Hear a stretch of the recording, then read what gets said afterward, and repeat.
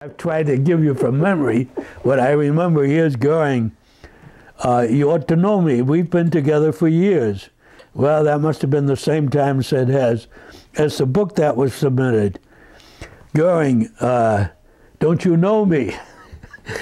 Not personally, but I remember your name, says Hess.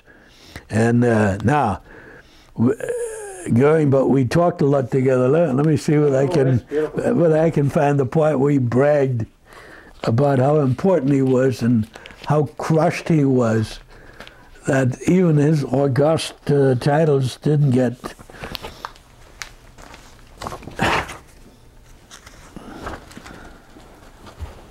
Yeah, here's Goering. You see, I told you.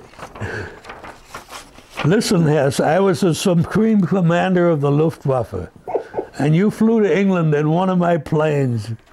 Don't you remember that I was the Supreme Commander of the Luftwaffe? First, I was a Field Marshal, and later a Reichsmarshal. Don't you remember?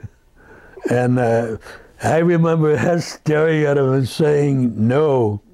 Don't you remember that I was made a Reichsmarshal at a meeting in the Reichstag? So on and so forth. Yeah. Well, I mean, you can tell my memory of the occasion was reasonably accurate, but I have to tell you, he was Haushofer, and I'd have to look at this to see whether it's reflected in here. Haushofer broke out in tears when Hess, who had been his protege, and whom he'd regarded as a son. By the way, before that, we had Hess meet with his secretaries, who ran shrieking and weeping from the room because their idealized boss, Hess, didn't recognize him. Well, Haushofer wept while he bought pictures. I just see here Haushofer.